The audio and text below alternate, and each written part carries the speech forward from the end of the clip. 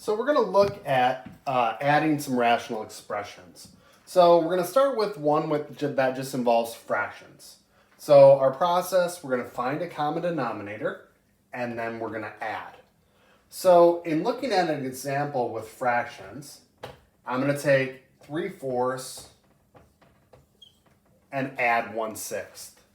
So I need to find a common denominator between 4 and 6, and you can find the least common denominator, or you could find a common denominator and then simplify. I'm going to find the least common denominator. So if I'm thinking of multiples of 4 and 6, the smallest one where they'll touch is 12, because if I count by 4s, we have 4, 8, 12, and if I count by 6s, we have 6, 12. So I'm going to make these denominators 12s. And then I have to think, well, what did I multiply 4 by in the denominator to make it 12? And it's 3. So if I multiply the numerator by 3, 3 times 3 is 9. So 3/4 is 9/12.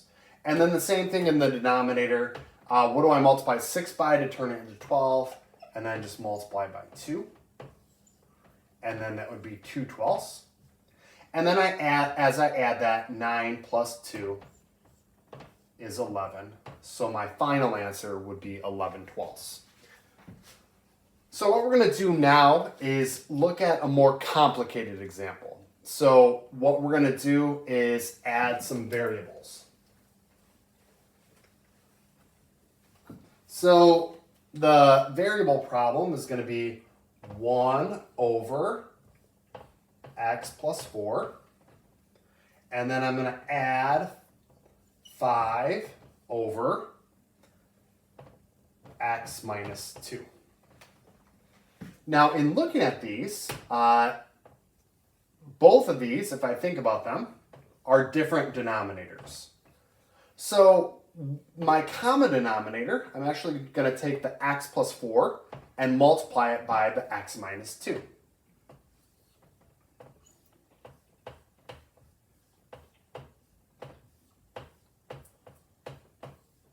So in my first expression, the x plus 4 is there, but I multiplied the denominator by x minus 2. So I'm going to multiply the numerator by x minus 2. So I'm going to put the 1 in there times x minus 2. You don't have to include the 1. And then I add here. And then same denominator, I'm going to have x plus 4 and then times x minus 2.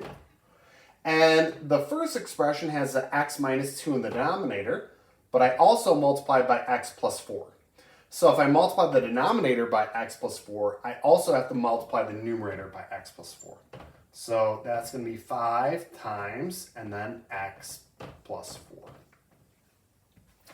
Now what I'm going to do to simplify this is just distribute. So 5 times x in the numerator is going to make 5x. And then 5 times 4, I'm going to put plus 20. Same here, when I distribute the 1, I can just, 1 times x is just x, and then 1 times negative 2, it just kind of goes away. So what I'm going to do now is add. So I add the x plus 5x in the numerator, and it makes 6x. And then negative 2 plus 20 would be plus 18. And then that's divided by x plus 4 times x minus 2. Now, as I look at this, I can actually factor out a 6. So I can write that as 6 times x plus 3. And then divide that by x plus 4 times x minus 2.